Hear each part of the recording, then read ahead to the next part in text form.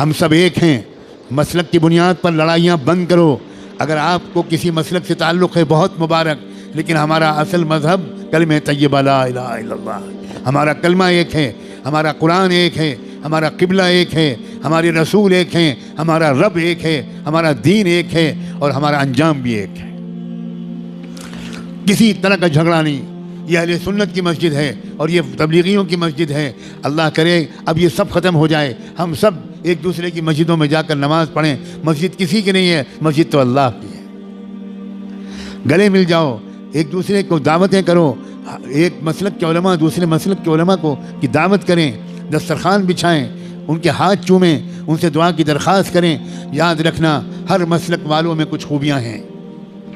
یہ سب مسلک مل کر ایک امت بنے گی. اب کب تک یہ مسلک کا ہم لوگ ڈھول پیٹیں گے؟ اب بن جاؤ ایک امت، اس لیے کہ دشمن ایک امت بن گیا.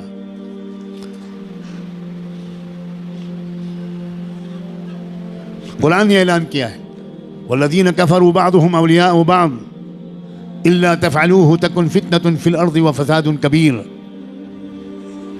کفر کی طاقتیں ایک امت بن گئیں، ایک قوم بن گئیں، ایک جماعت بن گئیں، ایک سنگٹھن بن گئیں، ایک تحریک بن گئیں. آپس کے اختلافات انہوں نے ختم کر کے ایک ہو گئے وہ تمہارے خلاف.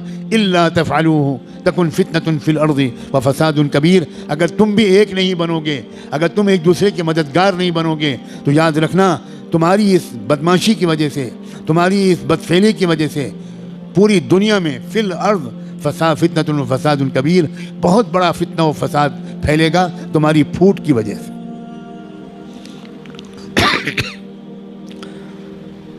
اب تو نہ مدرسے چھوڑے جا رہے ہیں، نہ درگاہیں چھوڑی جا رہی ہیں. مدرسوں پر بھی بلڈوزر چل رہے ہیں، مسجدوں پر بھی بلڈوزر چل رہے ہیں، اور درگاہوں پر بھی، مزاروں پر بھی بلڈوزر چل رہے ہیں. واہ واہ واہ واہ. اب بھی امت ایک نہیں ہوگی. اب بھی درگاہیں اور مزاریں والے الگ رہیں گے اور مدرسے والے الگ رہیں گے. اب تو بھائی خدا کے لیے اب تو ایک ہو جاؤ.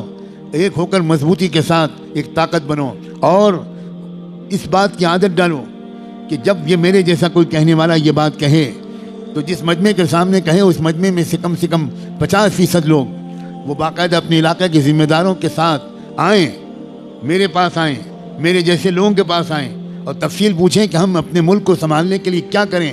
نوجوانوں آؤ گے یا چوڑیاں پہنا دوں میں تم کو؟ میں چوڑیاں بھیجوں؟ میں سچ کہتا ہوں میرا دل بہت دکھا ہوا ہے، بہت دکھا ہوا ہے.